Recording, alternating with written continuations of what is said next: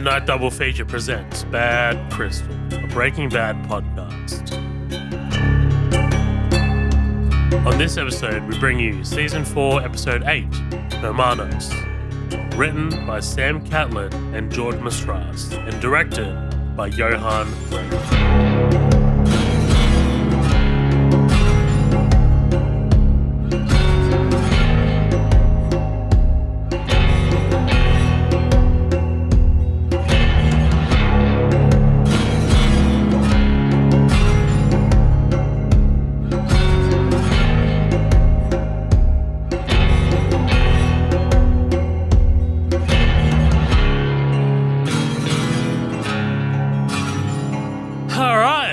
Here we are. We're back for another episode of Bad Crystal, a Breaking Bad podcast. We are fresh off our recording of another TV show, Mr. In Between, which is available on the main feed if you want to check it out. We got the main feed. Like, we just performed CPR on the main feed, pretty much. Yeah. We're just like, oh, let's get this thing back to life, you know, and put an episode of Mr. In Between on there. Of course, by the time this maybe comes out, maybe we'll have all 3 seasons of Mr. In Between on the main feed. So, you know, I don't know how this looks, but we've at least got one on there if you want to go check that out. Colin, what's happening, baby? Not a whole lot, man. Here to talk about some chicken, some meth, some Breaking Bad. I'm excited. How you doing? I'm good, dude. I'm good. I'm excited to get into this episode. This is of course Hermanos. This is a big episode for Gus. This is a big episode of Breaking Bad in general. You know, like we finally get some answers as to who Gus is, what makes Gus, what drives Gus, how his relationship with the cartel, what his relationship with the cartel looks like, and his relationship with Hector. And you know, I'm genuinely curious to hear your thoughts, to see whether you're aware of what Gus's motivations were, how you came across this, and, you know, like how this really sat with you. But we also get a lot of Hank in this episode as well, and Hank's investigation heating up, or as Mike calls him, Maverick. He's gone full Maverick on this one, because he's gone off the reservation. He's not doing. These are not DEA sanctioned things that he's doing. Placing this bug on Gus's car, recruiting Walt into it as well. So Walt is also in steaming hot water. This is probably my favorite speed of Breaking Bad, is when Walt is caught between these two forces of, like, Sure, of Gus and Hank, and Walt is in the middle and he has to do. He's panicking. I'm going to talk about it later, but the shot of, like, Hank and Walt pulling up to Los Pollos Hermanos, and like Walt's mouth is like agape as he's just kind of like, "What do we do? Are you hungry? Are you hungry?" Yeah. It's so good. This is a brilliant episode of TV, man. And of course, like, we get this, like, big sort of, like, 10 to 15 minute sequence to really cap it off. In Mexico, it's a flashback, and again, we get our answers as well. So, talk to me about your thoughts on Hermanos. What do you think about this episode? We're in the peak era of Breaking Bad right now, Season 4, Episode 8. And from here, like I said, like I've been saying for the last couple episodes, we're gonna keep ratcheting things up as we close out this season. Yeah, I like this episode a lot. I think it was interesting because we've seen so much from only one point of view that we have not really had, like, a Gus episode or had any kind of background into who, you know, Gus is and yada yada. It's like when you finally meet your neighbor and you're in their backyard and you're like, oh shit, that's how it looks from over here, you know. I think it was really interesting seeing Gus's point of view for a lot of this stuff, and kudos to them as well for actually getting oh god, I can't remember the actor's name. The guy who plays Hector and the guy who plays Gus. I'm blanking on both of their names, but the fact that they Mark Margolis. Yeah. Well, and the fact that Mark Margolis plays Hector, and Gus plays Giancarlo Esposito. There you go. I knew it was a 3-part name. The fact that they actually do look like younger versions of themselves, and I was like, cool, that really helps me like sell this like story. Oh, dude, seeing Mark Margolis like walking around, like smoking a cigarette and shit, I'm just like, holy shit, dude, yeah, you're a different person entirely. yeah, it's definitely jarring. But I like this episode a lot. I think they did a really good job with, like you said, ratcheting up the tension, and a lot of that momentum that Hank has had going into this investigation has just smacked right into a brick wall. That, he's everybody else around him's like, I'm satisfied. Like, why are we still digging into this guy? And, ultimately, Hank is right. Hank is 100% correct. And now he's starting to go outside the law to do things, which is something that we've seen him try to do or do before in the past, that Hank is not 100% like a squeaky clean cop.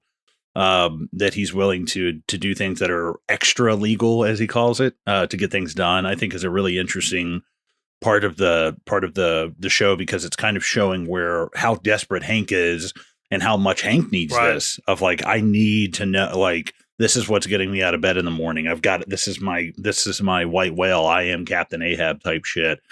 Well, he's bending the rules, or he's bending his morals to be able to get his guy. Mm-hmm. And like, this is such a dangerous place for Hank to be, I think. Oh, absolutely. And then involving Walt in it as well, I think is a really interesting, is a really interesting kind of way to ratchet up the tension. So yeah, I thought it was good when we see a little bit of like what Jesse has had going on this whole time. Yep. We see Gus, we see, kind of a little bit of everybody. So it's a well-rounded episode. Yeah, fantastic, man. I think that you definitely hit the nail on the head. It absolutely is a well-rounded episode. We get like progression on everyone's sort of storyline. Like there's no one here that really kind of like sits things out. I mean, like even Mike's involved in this episode. Like, so like everyone kind of like has something going on. But yeah, let's jump right into this. Like we kind of like start the episode with something that we really haven't really done before, and that's kind of like going back to season 3, a scene from season 3, and then it's not even like seeing it from a different perspective. Like we're just kind of like Vince Gilligan's kind of like reminding us of like, hey, do you remember the twins? Do you remember how one of them got sort of like euthanized by Mike? Well, you didn't see the conversation that happened after that between Gus and Hector, because Gus went to go visit Hector, pretty much just said, hey, this is what comes of blood for blood, Hector. And kind of like teasing us of like this blood feud that's been happening between Hector and Gus in the background that we didn't really know about until now. Right. This is correct me if I'm wrong, but this is the first time we've got any indication of bad blood between these two, right?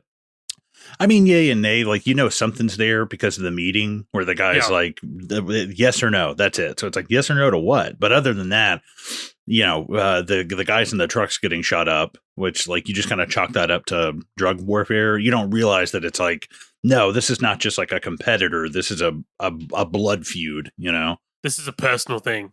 Yeah. Yeah. Mm-hmm. And before we cut to the title card, we get a little sneak peek shot of the blood in the pool before the title card. I love the way that looks, just that visual of the blood in the pool, because it also mirrors the title card as well, like how the smoke looks as well. It looks cool. It looks good. It looks good stuff. All right, title card. Walt's getting changed after his CT scan. He's talking to this guy who's waiting for his own scan. Dude, as this dude is like talking about his story, about how afraid he is, Walt interrupts him and places a phone call to Jesse and leaves a voicemail. Right? Like this is so interesting because like Walt is completely a different person than what he was in season 1. Like I think the season 1 Walt hears this guy out. Oh, like, yeah. Like kind of like gives him some compassion, even if it is like fake compassion. It's not like real, like legitimate compassion. At least he hears him out. Whereas like here is just like, oh, hold on, hold on to your grief. Hold on to your like Yeah. trauma for a second.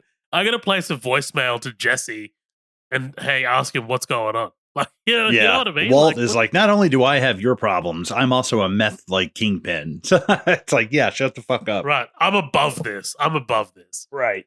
And then he says, like, that is such bullshit. Never give up control. Live life on your own terms. To hell with your cancer. Every life comes with a death sentence.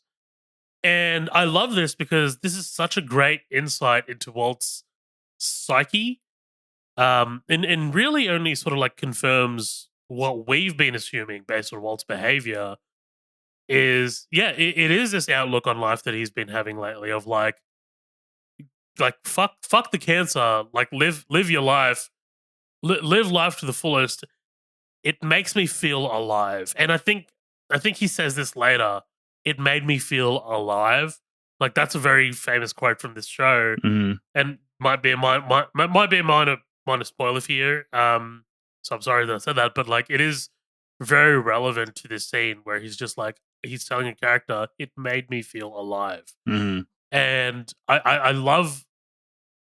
I actually really love this sentiment of like this guy who did something that made him feel alive and virile and, you know, not like fucking asleep or dead in the face of like receiving life-ending news. I there's something like really, really beautiful about that. No, yeah, absolutely, and I think I know what scene you're referring to, but yeah, that'll definitely come back of Walt. Like you said, this is Walt definitely starting to shed the Walter White persona and get more into the Heisenberg of Right. you know, fuck that, never give up control, and it's like, oh fuck, like that's I just think that's awesome to show where he's at now. You know, when we're majority of the way through the show. Absolutely. Then we're with Gus. Gus receives a call from a detective at work. Hard cut to him at the station waiting. And I love like Gus kind of like, you know, just like looking around the station for clues as to why he's here. There's certainly a look of unease on his face, something that we don't really see a lot of from Gus. He's called into the boardroom where he meets with the special agent in charge, Merkett, and the rest of the guys. And I love like him shaking hands with Merkett and asking, "How's Kathy?" Right. Like, you know what I mean? Like already working the magic, already like the tendrils of like politeness are coming in, and the tendrils of like middle classness of like I'm just a normal guy. I'm one of you guys. Like, you know, like already coming in and working his magic. Well, and one thing I love is that in the last episode that bit him in the ass, kind of, that he took Hank's drink and filled it up and gave his fingerprints away, and it's like, oh, like but he still like he still does it. But I think it's interesting that it kind of ended up becoming a problem for him. Sure, absolutely. But yeah, he's calm, he's polite, he's fully cooperative, and it's the perfect like mask. He like, you know, we've got this guy, Detective Roberts, who we've seen a couple times. He's from the Albuquerque local police. Leads the questioning. Gus explains Gail's presence in his life. Gail received a scholarship from Gus's foundation. Gus frames it as philanthropy, not crime. And interestingly, sorry, before I do get to that point, the name of the scholarship, did you catch the name of the scholarship? No, I didn't. So he calls it the Arsene Jäger Scholarship. That's his partner's name. Oh shit! I didn't even catch that. Max Arseneggia is his name. Interestingly, Max Arseneggia is the name of Crazy Eight's actor, the guy that plays Crazy. Oh, that's wow! What a fucking small world. Right. But what I love here is that Gus gives up that he knew Gail first rather than waiting for the police to ask about Gail, which is a very smart tactic in like questioning, because like you can see the wheels turning in like Gus's mind as he's sort of like answering the questions here. Like when they ask him, "What were you doing on the night of blah?" and he's just like, sorry, like I can't remember how he's like, he offers the fact that that he knew Gale, or he offers up the fact that like he doesn't wait for the police to be like, oh, and Gale, what was your connection to this person who died? Because it's just such a better look to be in to offer it up yourself. It's Right. such a better like position for you to be an innocent. Well, It's plus it's good stuff. he's got a mountain of bullshit behind it to back it up, and Exactly. I think it's interesting too, because that is 100%. I think the way that Gus and Gail met was through this thing. I bet you Gus was like, I'm going to use this to find meth cooks and scholarships and blah blah blah, and that's 100%. I feel like the way they really were introduced. Yeah. Gail ran into Gus, invited him to dinner. Hank the skeptical. Gus says he wanted money, a vague investment opportunity. To which Gus declined the business offer and then left after the dinner. Gus answers where he was on the night of the shooting. He says he was at an hospital fundraiser. Dude, him pulling out the diary. Oh yeah, the book. Come on, man. Come on, dude. Like this guy keeps records on record. Okay, I want to know what the books of like Los Pollos Hermanos looks like, because this guy has them down to a fucking T. Yeah. Like, you know what I mean? Absolutely. I mean, literally that scene starts with him being like, that's why we use cool water from the walk-in, not from the tap. Re-clean it, please. Right. And it's like, oh my God, this guy's on it. Airtight alibi, dude. Hank questions Gus's real name. And I love Giancarlo Esposito's reaction to this. My real name? Like, he's just totally like on the wrong foot, dude. It's so good. Hank says there's no record of Gustavo Fring having existed in Chile. Gus's face, again, is just fantastic to watch as Hank lays this out. There's like a little brief moment of like fear, of like, oh shit, of like, oh, I wonder if he knows what happened before 1989. Yeah, like there's this is going to be hard. This is going to be hard to explain. A way of why don't I exist? Like, other than you can't just be like, oh yeah, it's just political turmoil. Yeah, whatever. And it's like, yeah, but to not exist at all, like, right. This is truly one of the best scenes in this entire show, dude. Like Gus getting fleeced is good stuff. But yeah, like mostly the questioning doesn't phase Gus. Like he's able to answer the questions pretty quickly. He's able to answer them pretty naturally. He's got an airtight alibi. He's even got an explanation for the records in Chile. General Pinochet didn't keep good records. But the only time we do see it affect him even a little is after he leaves and he's in the elevator and he's got that little tick with his fingers. Yeah, I love that. That it's like just a slight. I love that, and it also makes me think of Hector, the ding ding ding ding ding ding. Like I don't know why it made me the sound of the elevator, because the sound of the elevator is mimicking the dinging. Yeah, it's absolutely on purpose. It has to be. But yeah, man, I love it. I love that everything that Hank was able to throw at Gus amounts to just a little tiny tick. Like that's all that was able to like elicit a response, and it just shows just how much of a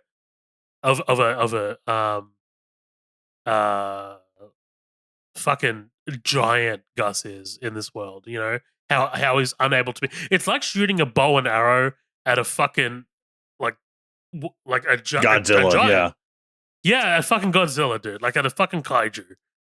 Well, and it makes you everything from that episode. Sorry to interrupt you. Like where you're right. Gus lays out all of the stuff, and they're like, "I think you're reaching, Gus." He's like, "Yeah, maybe I am." He's like, "But why are his fingerprints in Gail Bedeker's apartment?" And like, dude, when he does that, I'm like, "Oh my God, we're like now's the beginning of the end." Like now comes the stone is starting to fall, and now we get to the sit down, and you think you got a lot to answer for, buddy. And he's like, "I was here, I did this, and then I went home." Right. And you're like, "Oh, okay." Like, and because now it's like not only does Hank's probably a little shaken, but not like, no, I still think this is bullshit. But the fact that he doesn't have the confidence of the department behind him is a problem. Right. That now there's really no issue to like, he can't really get warrants and taps for Gus just for a hunch, And what I love is that in a lot of TV shows or in a lot of like movies and stuff, when a criminal or a suspect is brought in for questioning and he gives like some bullshit answer, a lot of the times like the cops are just like, yeah, cool, yeah, we believe you. But like here, it's actually credible that the DEA, that Gomez, that Merkett, and Roberts believe Gus's story. And the Hmm. reason why it's credible, why it's believable that they believe his story, is because Gus's performance is genuinely quite good. Like he's genuinely giving answers like Yeah. that seems so natural, that seems He's so eager, logical. honest. Yeah. That's so logical because like I mean like yeah, like why would a vegan have a Los Pollos Hermanos like bag in his apartment? Well, it's because Gus was there for dinner. Like that's totally logical. That's such a logical answer. Right. Well, and I You love know? that Gus is using stuff that they can factually find. Like, I'm sure that scholarship does exist. Like, I don't know if Gus. I'm sure because I don't think Gus was at that meeting or whatever his alibi is, because he was at the laundromat, wasn't he? Or was that just Mike? I can't No, remember. just Mike. I Okay, think no, I think Gus probably was. so Mike was definitely at the laundromat. Gus was not at the laundromat that night. But I Mm, think Mike said, or Mike contacted Gus and said, "Hey, you need an alibi for this." So hmm. Gus got his ass over to the hospital. That makes Like sense. Yeah. I think there was definitely some kind of like we need to give you an airtight alibi because Gus, we know Gus thinks 5 steps ahead. You Exactly. know, That's what Mike's there for too. right, exactly. So I think him giving himself an alibi was 100% not on accident. It was Sure. totally set up. Well, and I say that to say that like Gus is using stuff that they can factually find and just spinning how Right. like not the facts. The facts are the facts, but how the facts came to be. I think it's interesting to see Gus kind of it's his side and nobody else can really challenge it right now. You know, nobody can challenge his Absolutely. narrative. So post meeting, Hank wants to get a read of the room to see how everyone's feeling. Hank questions the fact that Gus is a ghost. There are no records of him before 1986. And they talk about, Gomez talks about like, well, he was naturalized in the US, so they would have checked that. And like Hank is like, well, I mean, like, look, the state didn't really look that hard before 9/11, so maybe Right. so, but like it is assumptions and it is like leaping. Like there is no like Hank is still doing like the whole like maybe this happened, maybe that happened. So Hmm. which kind of like loses the confidence of Gomez and Merkett. And then eventually Roberts. Um, Gomez says that he buys Gus's scholarship story, as does Merkett. Hank questions why they're hearing the story now, given that Gus is a big fan of law enforcement and he involves himself in law enforcement all the time, why didn't he tell anyone about about Gail's murder beforehand and their connection? If it was only like a week before he died, like Gus said that they had dinner a week before Gail died. Hmm. So like why didn't he mention that? Which is a good point, but not enough to Right. continue an investigation. You know what I Right, mean? right. It's enough to be like, well, what would it have helped? You know, oh yeah, cool. You had Right. dinner with a guy. Yeah, plenty of people see people right before they die. You know, it's not evidence of a Right. conspiracy. If I'm okay, so in New South Wales at least, and I'm pretty sure in most jurisdictions, if you're applying for a search warrant or something to a judge, you need to in your affidavit, you need to like completely spell out all the details, like what you've conducted so far in the investigation that warrants like a search warrant needing to be executed. Like you need to like spill out all the details and all the beans. And I Hmm. feel like this is Hank being like, "Oh, here's my justification," and it's just not strong enough. It's just not strong enough for him to be like, "Oh, well, the records maybe state didn't look hard enough," or um like why did he not like come by earlier? That's not evidence, that's just speculation. If you write that in an affidavit for a search warrant or something like that, you're going to get fucking pulled up. Right. Like you need hard evidence, and like I feel like Merkett in this position is like the judge, right? Like he's not granting a search warrant, like, but he would be approving further investigation, and it's just not enough for Merkett. Right, exactly. It's you got to have more than a hunch, and Hank's also got something to prove. He's been bedridden for months now, a whole season. Definitely. So he's definitely got something to prove. Definitely. So we're with Saul now. Saul meets with Andrea and Brock. The house is it's Andrea. I actually have a coworker who goes by Andrea, so this is gonna fuck me up. Saul meets with Andrea and Brock. The house is $1,200, which is a great deal in the neighborhood. Saul agrees. He gives her an envelope full of money. Saul talks to Brock about chasing girls with sticks. And I just wrote, Brock is adorable, dude. Brock is so adorable. Like, what a cute kid. I love the kid, and I love Saul. He goes, and it wasn't until 5th grade that I knew she liked me too. But then by then they'd moved to Scottsdale, and the kid's like, huh? Like staring at, like, Dude, one of my favorite shots. It's just Huel outside, like while this like woman's like watering her garden. Yeah, him just staring at her, like, huh? He's like, hey, I got a shit. Can I use your bathroom? Oh my god, dude! Like Huel needs to shit, and his like foreheads needs to shit. Like holy shit. Saul telling Brock to carpe diem. Like Brock's got no idea what the fuck he's talking about, and he still responds with "Okay." Like you know what I mean? Like what an adorable kid. Yeah, he's like, "Okay, Mister." Andrea asks about Jesse. Saul says that he's good. He's busy. Saul goes back to the car. Jesse's waiting in the car, asks about the house, about Brock. And Saul says that, hey, you want answers to these questions. You can go ask Andrea yourself, but Jesse takes off, right? Mm-hmm. And this is really the only sort of like personal moment that we get with Jesse in this episode. We obviously do get Jesse a bit later. But what were your thoughts about this? What were your thoughts about Jesse providing for Andrea and Brock? I think it's really interesting because I have, to be honest, like had all but forgotten about the two of them because it's been ages since I think she randomly showed up at Jesse's that one time. And then, I mean, we haven't seen her in like, god damn, it's got to be like 6 to 8 episodes. So we haven't seen her in like 8 or 9 hours. So it's kind of hard for me to like sometimes remember. And I'm like, because she had another brother, and that's the one that got killed by Crazy 8. Correct. Yep. Okay. Not Crazy 8. He was killed Gus's as part guy. of the gang initiation. That's right. Remember, am I remembering that right? Isn't it Gus's guys killed him, and Jesse was like pissed about it? Yeah. So what happened was, he was the little kid in the sort of like on the corner.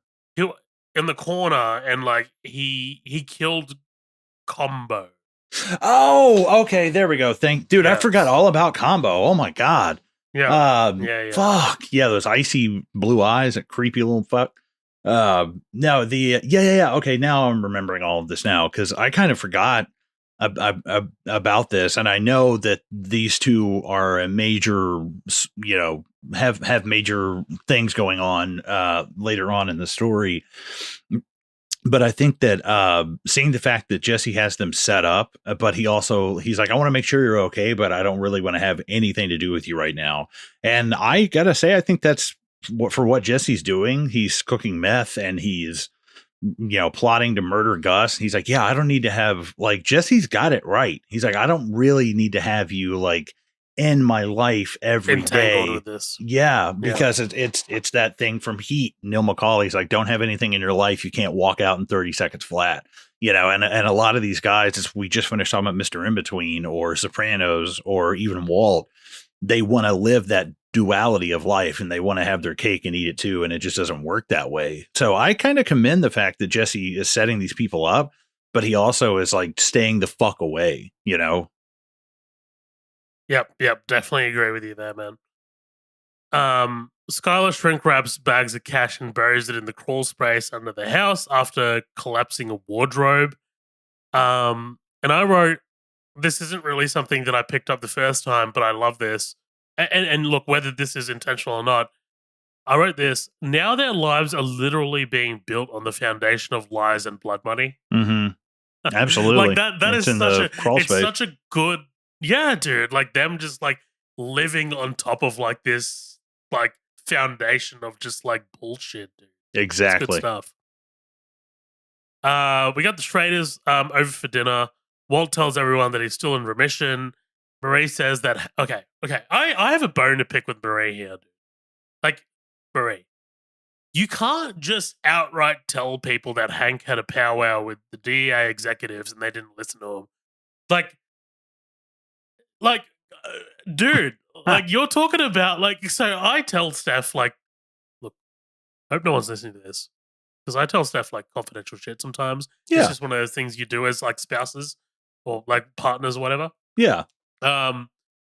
But like Steph knows not to ever repeat the shit that I say to people, Exactly. especially at like a dinner where the potential fucking guy that you're looking for is there.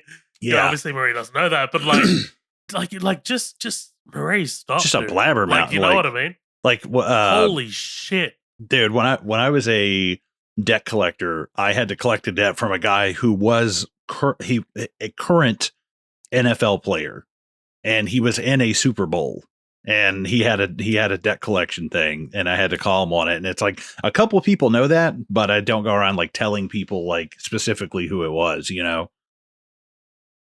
right? Exactly. And I'm just like, Jesus Christ, Marie, like you're somewhat spilling like federal investigation secrets here. Like, I don't know what. Mhm. Calm down. But yeah, like what this leads Walt to question it somewhat sort of like inconspicuously, right? He's like, "Oh, what was the meeting about?" You know, but like Hank doesn't really go any deeper into it.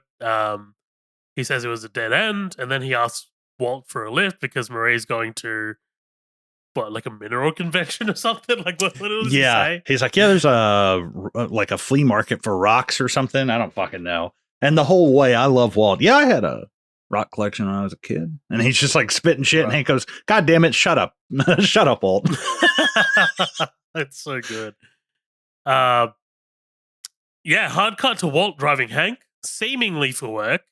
And I love Walt like chewing Hank's ear off about minerals, dude. Like, holy shit, shut the fuck up, Walt. Jesus Mhm. Christ. And I love like Hank just like deflating the air from like Walt. He's just like, hey, Walt, there's no rock show. Yeah. there's no rock show, dude. Shut the fuck up now. But again, man, like that shot of them pulling up to Los Pollos Hermanos with Walt's like mind, his mouth is like wide open. He's like, "You hungry?" Like that's just so iconic to me, dude. Like Uh-huh. that one shot of like them pulling up. Oh, I love it. Hank tells Walt about Gus, and I love Walt getting more and more nervous in the foreground, like because he's like blurred out, right? So like you can't really see him fully, like clearly, because the focus is on Hank as he tells Walt about like about Gus and how close he is to this trail. But I love in the foreground where Walt is blurred out, you just start to see him like start to like move his head a little bit more, and he's like clearly panicking. He's like Mhm. breathing faster. Um, and yeah, like Hank tells him that Gus is one of the biggest meth movers in the Southwest, Ooh. right?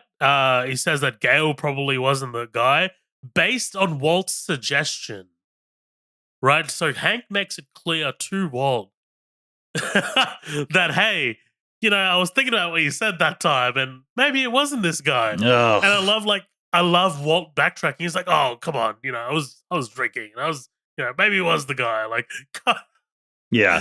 no, the cat's out of the bag, Walt. The cat's out of the bag, dude. Well, and it's crazy to see how confident, because Walt did come across as very confident and very honest, like at that dinner where he spilled the beans, and then now he's like, I'm speculating at best, like and now he's backpedaling so hard he's about to break a chain. But when he was at dinner, he was all about it and just like, no, I don't think you've got the guy quite yet. And he like for some of the most confident I feel like we've seen Walt, especially in front of Hank, because like Walt sometimes is not that. He's kind of a little, what's the word? Demasculated, I guess, around Hank. So to see like Walt talk Yeah, and Hank actually be like, oh shit, okay, you might be onto something is big. And now he's like, oh, I don't know what I was talking about. right, right. He's back to bumbling, fumbling. Season one Walt. This guy was like, this guy was like terms of endearment convincing, says Hank. Um, but yeah, like Gus's fingerprints were at the same at the scene, and Walt is like getting ahead of the questioning. So you brought him into the police. What did you ask him? What did he say? Yeah. Like like he like Hank can't spit out the story fast enough for Walt. Officially Fring isn't a suspect, but deep down he's my guy. I just gotta prove it. Did you ever watch Dexter? By the way, No. Mm-mm. oh, there's a meme going around of Dexter because I like there's a character in Dexter called Dokes. Yeah, the cop. Yeah, the black guy. Him and there's a moment in Dexter where they have a very like Walt / Hank relationship where Dexter is obviously a killer. He moonlights as a killer, and Dokes is like the guy who's kind of like on his tail. But like, there's a meme going around right now because like Dokes is, I guess, like back in the show, and like it's just all you need. You don't need words or anything. It's just like a photo of like Dokes, and he's like, I know he's this guy. I just can't prove it. Yeah, and it does that bum bum bum bum that music. Yeah. Surprise, motherfucker. Yeah. Surprise, motherfucker. Surprise, motherfucker. Supplies, motherfucker. Dexter was good, man. Dexter was actually Breaking Bad and Dexter to me have such a common thread because they were both airing at the same time, and their season finales aired within 1 week of each other. Oh, okay. Dexter finished. Sorry, series finales, not season finales. Mm-hmm. So Dexter ended 1 week before Breaking Bad, and I remember thinking, "Holy shit! If Breaking Bad finishes as bad as Dexter did next week, like, yeah, I remember thinking, this is going to be bad because Dexter ended horribly. I've heard, and I feel like I can't remember Showtime. I feel like Showtime have gone back to amend that ending. Oh yeah, so many times now. Like, but I hear this new show is great for Dexter. So, good. I was thinking about giving it a go. But yeah, where are we? The GPS tracker. Yes. Walt asked the big question: why are you telling me this? Hank wants Walt to bug the Gus's car. Importantly, Hank says that the bug isn't live view; they have to come back later, and it's known as extra legal, right? Yeah, trying to bug that Volvo. Right. Mike pulls up next to them, which increases Walt's anxiety even more. I don't feel good about this at all. This is a mistake. Dude, what's crazy to me is the fact that Walt and Hank have been in that parking lot for 2-3 minutes, and Mike pulls up next to them. So it's like, dude, does Mike just have constant surveillance on Gus? Like, how the fuck? Yeah, it's like, how the fuck does he know that these two are there? And immediately as he sees Walt pull up, yeah, because I mean, Walt before has tried to make a run at Gus, and Mike called him and cut him off, like at the pass. So yeah, I guess Mike is just. I didn't realize like Gus was being that like supervised. Like I didn't really think we were at that level yet. I have a feeling Mike is either constantly surveilling Gus, like for protection, or constantly surveilling Walt to see what he's up to. For sure. And sometimes surveilling Hank. So I believe it. The fact that all three of those characters are there in that one spot would lead Mike there somehow, absolutely, I think. Yeah. But I think like a big laugh moment that this episode got for me, in an episode not fully full of laughs, is just him reading the paper and like looking at Walt, dude. Like totally unbothered, but just like, yep, go ahead and do it, right. Walter. Sorry, got a fucking phlegm in my throat. But after Hank's protesting and insistence, Walt takes the bug and sticks it onto Gus's car with both Hank and Mike watching. Of course, he didn't really stick it on here. He just kind of like walked past the car. But I love that like Hank and Mike are watching, right? Like Hank doesn't know that Mike's watching as well. It's good stuff. Walt goes inside the restaurant where he's served in public by Gus. Walt is shit scared. and reveals to Gus that he didn't do it, but Gus tells him to do it, right? Do it. Yeah. And man, like I just wrote like the smile as he says, "May I help you?" is so unnerving. Like Mhm. this is like the Joker smile. You know what I mean? Like, Yeah. Well, and I think it's like dead behind the eyes. Kind yeah. of look. Well, and I think it's interesting to see Gus. I feel like Gus is really starting to get fed up with this shit. Of he's like, dude, like you are. I don't give a fuck how. Like, god damn it, I wish I'd killed you and just kept Gale because like the product that you put out that little 0.5% difference is not worth all of Not this worth the shit. trouble. Yeah, and even Yeah. Gus is starting to get to that point of just like, dude, for fuck's sake, like, yeah, that his mask is starting to like slip a little bit, you know? Right. But yeah, like Hank. Walt goes back out there, places the tracker onto the car. He says to Hank, "I just had to make sure it was secure." Hank's like, "Hey, where's my soda?" um, and they leave while Gus watches with a scowl on his face. Right, which goes to your point that he's fed up with all this bullshit. Mm-hmm. Walt immediately goes to the super lab and starts explaining himself to the camera. He's panicking. You and I, we've had our differences, but I would never. And then he stops short because, like, he would. Yeah, He would. absolutely. He's literally in the midst of planning to kill him right now. So, Yeah. yeah. Yeah. Well, like I said earlier, you've tried that before and got stopped like in the street. Whatever you're doing, Walter, just go home. Like whatever the fuck he says, like, oh my God. He tells him that Hank has no evidence. If anything happened to Hank, then it would be worse. It's in their mutual interest to resolve this without violence, and I will make sure that he discovers nothing. Right? Mm-hmm. Walt's at Jesse's place. Oh, hey, don't wait to be like invited in. Interestingly, like we were saying last couple episodes, Jesse's place is now spick and span, right? Mm. Completely clean, which tells us about Jesse's mind or headspace right now, about his mental health. It's getting better, right? If not good, we're good to go, you know? They speak about the ricin. Jesse hasn't done it yet. The timetable is advanced. Meeting has to happen tonight, right? Like Gus, like Walt is like insistent. It has Mm-hmm. to happen tonight. He tells him that Hank is onto Gus. Jesse's kind of got like no sympathy for Gus, given us for Hank. Sorry, given the beatdown that Hank gave Jesse. Yeah, which I kind of forgot about, and then I was like, oh yeah, I forgot he does kind of like beat the shit out of him. Beat his ass. Yeah, look, I'm sorry that you've forgotten about all this stuff. Like, I guess this is a byproduct of us having recorded 4 seasons over like 5 years, but you know, Yeah. it's just one of those things. But at least we're on a roll right now. At least we're keeping these going. So, Yeah. um, yeah. But Jesse surmises that Hank has nothing because he's still breathing, right? Like, and like, I love like Walt goes on an absolute roll here.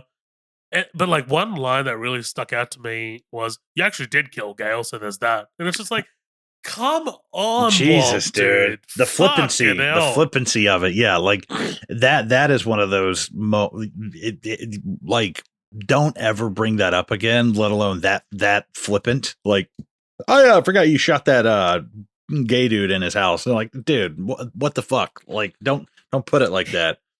He's got no regard for Jesse's mental health. Like he's got no regard for Jesse's mental well-being or like how he feels about that. It's just like you said, so flippant, dude. In the middle Mhm. of like this big like rant, and it's like, was that really necessary? And you see Jesse react. You see Jesse just recoil at that for a second, and Mhm. it's just like, God, dude, like you must be hurting, man. Um, Walt tries to come up with some way to force a meeting between Jesse and Gus. While Jesse goes to the bathroom, Walt sees a text on Jesse's phone saying the meeting is off, boss is busy. Right?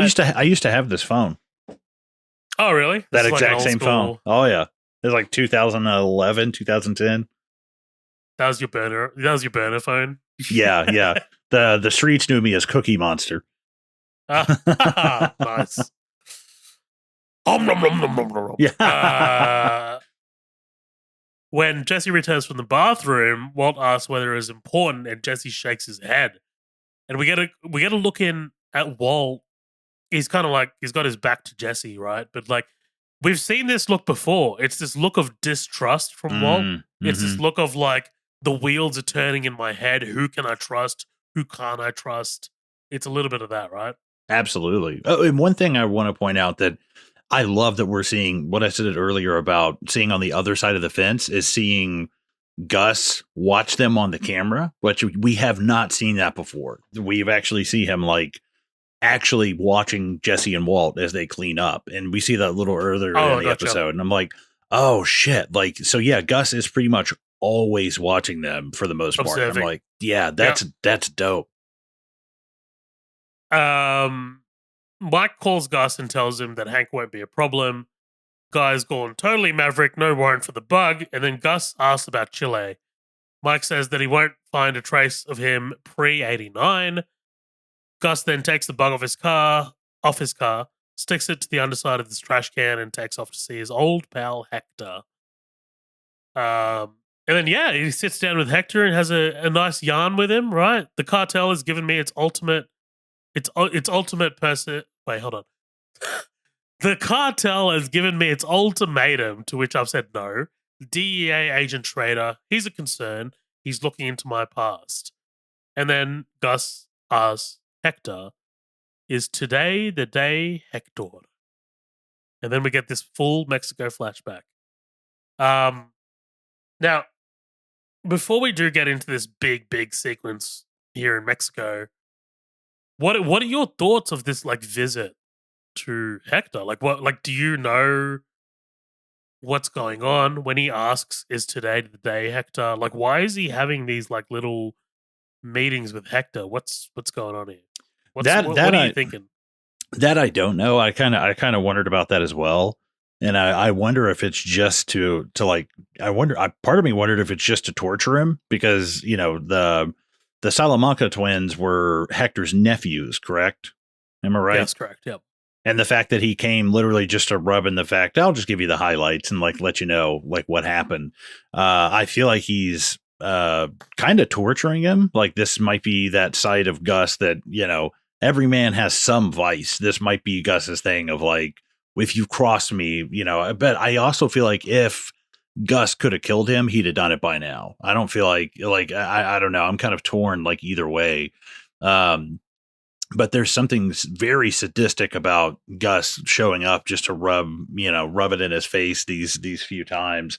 And I mean, I figured something like the way my brain is working with this is like, oh, so Gus wanted to go out. He wanted to work for the cartel. They said no. And then he went out on his own. And now the cartel is like, well, we want a piece of that. And like, I'm curious as to why the cartel is still like, if this is all the way back in the 80s and they were rejected by the cartel, why is the cartel wanting a piece now?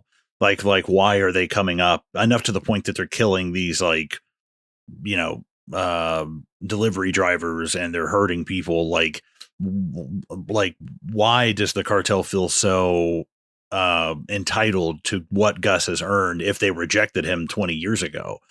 So I'm interested to see like where that came from. But also it's like I feel a little bit more sympathy for Gus because Gus is like, I tried to do the right thing.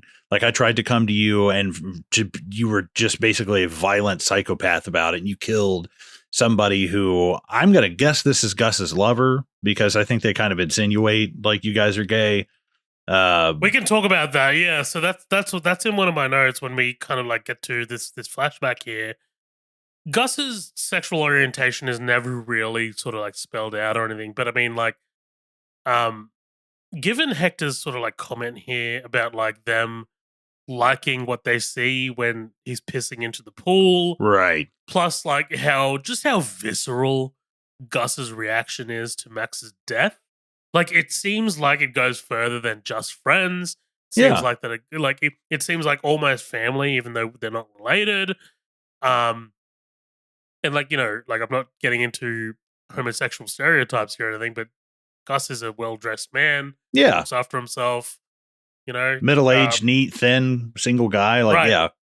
Better Call Saul doesn't touch on this either. It keeps it very open. But I think, well, because would assume that. To jump in real quick, didn't in like season 1 they say he had kids? Do you remember that? He had a kid. He had a kid and a wife. Yes.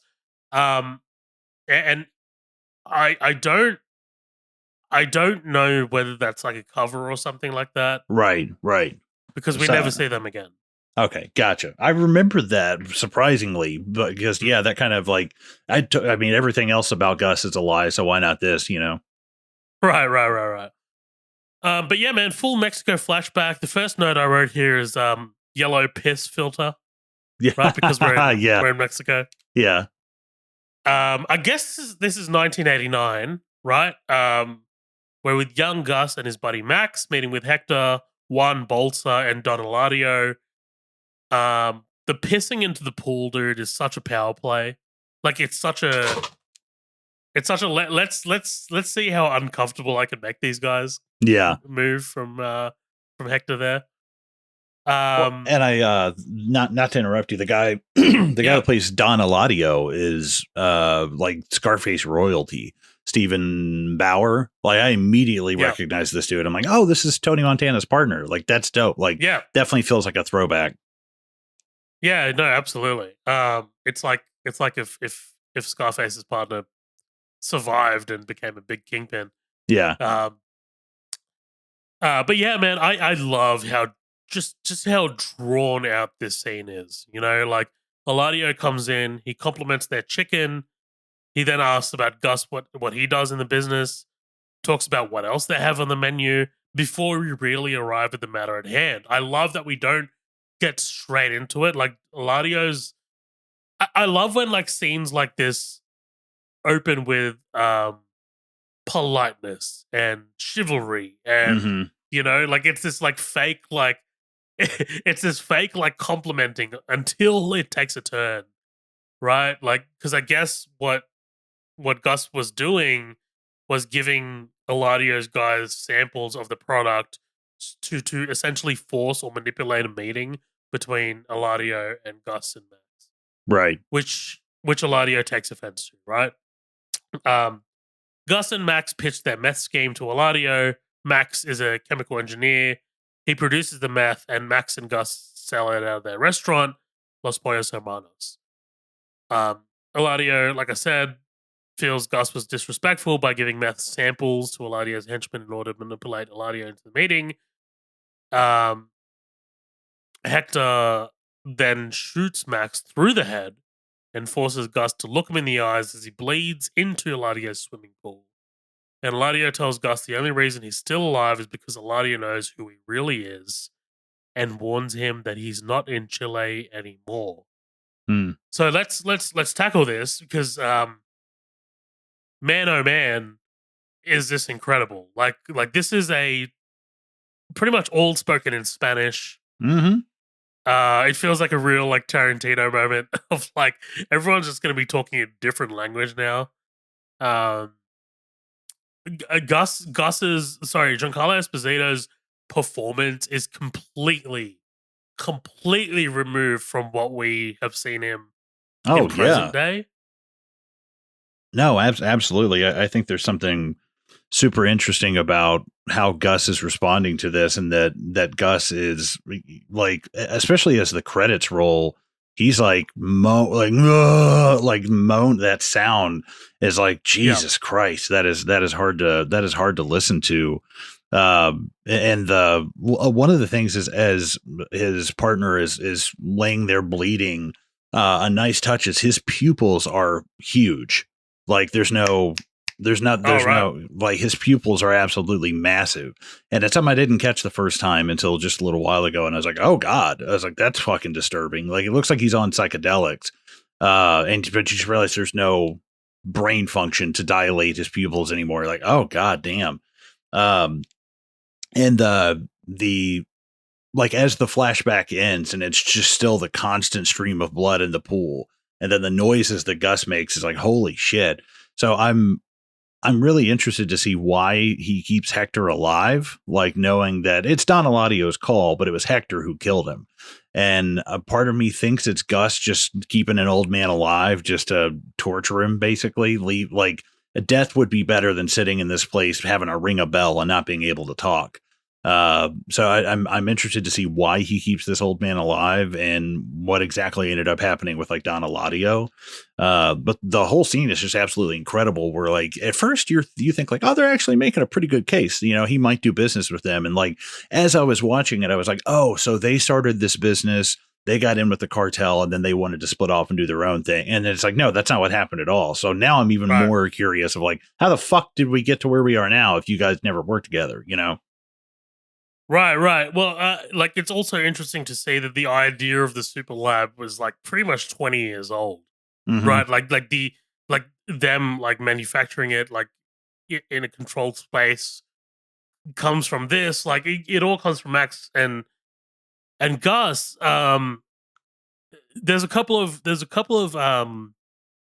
There's two things that I want to point out here that bring us back to Walt and Jesse.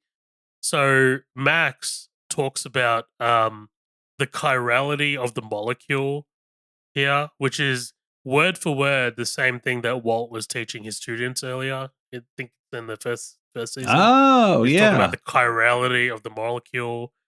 There's also another moment where Max says, "I need him. I swear to God," about Gus, which is exactly word for word the same thing Walt says about Jesse. Right. And I think in a lot of ways, Gus in this scene is Jesse because Don Eladio stands over Gus and says, "I see things in people," or "I see things in you," which is the same exact words that Gus said to Jesse. Right. I like to see, I like to think I see things in people. And I think Gus telling that to Jesse, that he sees things in people, he kind of sees a lot of himself in Jesse. Someone who Mm-hmm. wants to do things cleanly or wanted to do things cleanly, but suffered at the hands of others, or like, like now his mindset is completely changed because of other people's greed or other Mm-hmm. people's anger. I never made that. I'm like being completely honest to you right now. I never made that connection before this viewing. That Mm-hmm. Gus maybe seeing a little bit of him in Jesse. Right. And Yeah. maybe that's just a byproduct of how deep we go on this podcast. Is like maybe we're just pulling something out that Vince Gilligan didn't intend to write, but like the fact that I'm seeing that means like that maybe there is something in there. I don't know. No, I definitely think Sorry to keep cutting you no, off. no, I no. feel like the constant use of "I see things in you" or "I see things in people" in like 3 episodes is Mm-hmm. is too close. It's too close of a to be a coincidence. Right, right, and that can be either a really promising statement or a threat of like I see things in you, like you know, and I think the interesting thing is Gus being like I was not always number one, like I was somebody's like I'm not a cook, Yeah. I did play second fiddle to somebody basically, and the fact that I think it shows the fact that Gus now is I don't know. It's interesting because he's like how valuable a really good cook can be. Like maybe why he's put up with Walt's bullshit for so long is that he's like, I'm not well versed in this, and I'm not well versed in this, and I need somebody like that, like on my side. Um, but I think the whole setup is super interesting to see, like where Gus is coming from, but also like why is it Jesse specifically that he sees something in? Is it because like does he think that Jesse's kind of getting dragged along um or does it just remind him of his old partnership? Like I think it's very interesting to kind of see. It's something we won't know till we get farther along ahead. Absolutely. I'm just going to read a quick thing from this book that I've been using as sort of like a guide. I've mentioned it on a couple of previous episodes. It's called "Wanna Cook," um, and it's just kind of like it. I love the insight that it offers. Um, but it talks about Gus. It says, in fact, Gus has recently receives some uncomfortable attention from the cartel. The question is, why? Gus has a good thing going and is successful on several levels with a crispy clean cover identity. He's also a man of great patience and control, with seemingly none of the pride, ego, and greed that hamstring Walt, and he is perfectly content to hide his multi-billion-dollar light under the bushel of a comfortable middle-class existence. So why would a man like Gustavo Fring rock the boat? Why take chances with an unstable pair like Walt and Jesse? Why arrange the death of Lionel Salamanca and Juan Bolsa in ICU?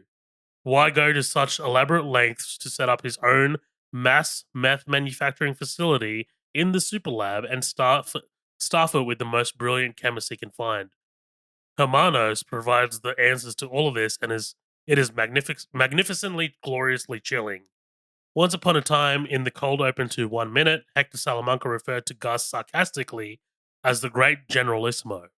As it turns out, that is perhaps the most apt description of this cold, controlled monster masquerading under the guise of nerdy fast food franchisee. The Super Lab is an idea over 20 years old, and the search for the perfect chemist to run it has been going on for nearly as long, costing Gus tens of thousands of dollars through the endowment of the Maximo Garcianega Chemistry Scholarship at the University of New Mexico. All of that, however, all of it is utterly besides the point. What has been driving what has been driving Gus for all these years? Revenge. A vendetta so baroque and brilliant that it deserves an epic poem or a grand opera. At the heart of this blood feud lies the elderly Don Hector Salamanca, trapped in the prison of a body rendered largely irresponsive by either a stroke or a progressive neuromuscular disease. Gus visits Hector regularly to keep him informed as he kills the old man's family and friends one by one. Twisting the knife deeper and deeper, Gus always leaves Hector wondering if the next visit will be the one in which Gus kills him. Oh, Well, okay. yeah, it's good stuff. It's like am I next? You know, Mm-hmm. but it's like watching his family members die one by one. Like, you know, we got Tuco who didn't die at the hands of Gus, right? But the twins definitely did. Mm-hmm. One of them was definitely killed by Hank. Um, but I mean, the other It's wasn't. And Gus like, you know, Gus pulling the strings, yeah.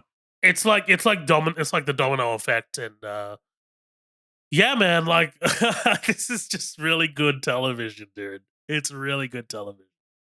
No, absolutely. And I think finally getting some answers for why Gus, and the fact if Gus is so anal enough that like he lives this insane like Christian Bale in the Prestige like level of like a lie, Right. and to the point that he actually does give a shit about how you clean the equipment, and he does give a shit about how a lot of the interactions that we see with Gus in his restaurants is saying like, oh, do it this way, this is better, would you mind redoing it? And it's like, to be that thorough in his duplicity, duplicity, yeah, uh to be that thorough is absolutely insane. Commitment, And duplicity. yeah, right. So this doesn't surprise me that this is a guy who's held a grudge for, especially like if this was actually his brother or maybe like his lover or something. Like, yeah, this is a guy who probably holds a fucking grudge for sure. Absolutely.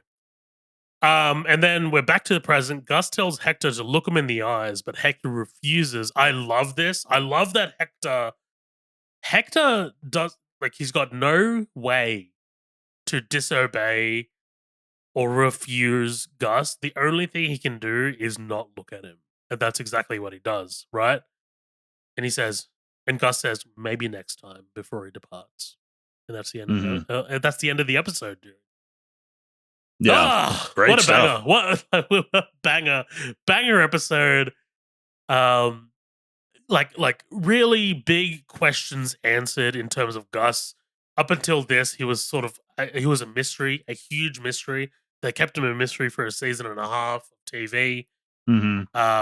And then like now we really, really come to find the motivations of him and like why he keeps this double life as secret as he does, why he's committed to doing what he does, why he takes the risks like he does. Yeah, it's outstanding. Outstanding TV. Fantastic writing from Vince Gilligan and co. Yeah, Yeah, I love it. I Yeah, love this show, absolutely. dude. Yeah, it definitely feels like we're really starting to get towards the end of the finishing point, and I'm super interested to see how things are gonna like once like I know how the show ends, but I don't know exactly how we get there. So I Right. can't wait to really see like Mike's full background and Gus's full background, and like what is this issue with the cartel? If they didn't want him 20 years ago, why are they trying to stake a claim now? Like I'm very interested in all that. So, but as the show goes, we'll just have to wait and see. So next episode, we got season 4, episode 9, which is Bug, and I don't usually place a whole lot of stake in like IMDb ratings or Rotten Tomatoes or whatever. But let me just read you the scores for like the next episodes, right? So Hermanos was 9.3 out of 10, as voted by everyone who reviewed on IMDb. Mm-hmm. Bug, which is the next episode, is 8.9 out of 10. And then after that is episode 10, Salud, which is 9.6 out of 10. Right? Damn. So we got a fucking banger in our hands. And then season 4, episode 11 is Crawl Space, which is 9.7 out of 10. And then Jesus. season 4, episode 12, End Times, is 9.5 out of 10. And then the finale of this season, Face Off, is 9.9 out of 10. Damn, it's almost like it goes up every single. You have like generational TV coming up, and I can't wait. I'm so excited to cover those episodes. But yeah, man, we'll be back. We'll be back next fortnight, because these are dropping fortnightly, with Bug. And then yeah, man, I'm excited to close off this season of television of Bad Crystal Breaking Bad podcast. And then we'll be back for season 5, which is just incredible TV. Yeah. One of my favorite episodes is Dead Freight. I can't wait to get to Dead Freight. I just remember this vivid memory of watching Dead Freight for the first time, and I was like, "Holy shit! This is what they're doing with this episode." Yeah. With this episode, this is nuts. But yeah, man. Anything else you want to say before we get out of here? No. Just I've enjoyed this episode a lot, and get to talk about this and Mr. In Between, 2 fantastic shows. And I secretly, as soon as we finished talking about Hermanos, I started Bug, so I'm like 8 minutes into it and just watching it in the background with subtitles. So yeah, it'd be a lot of fun to get into proper once we get back. Awesome. All right, guys. Thank you so much for listening to this episode of Breaking Bad, Bad Crystal, a Breaking Bad podcast. We'll see you next episode. Laters.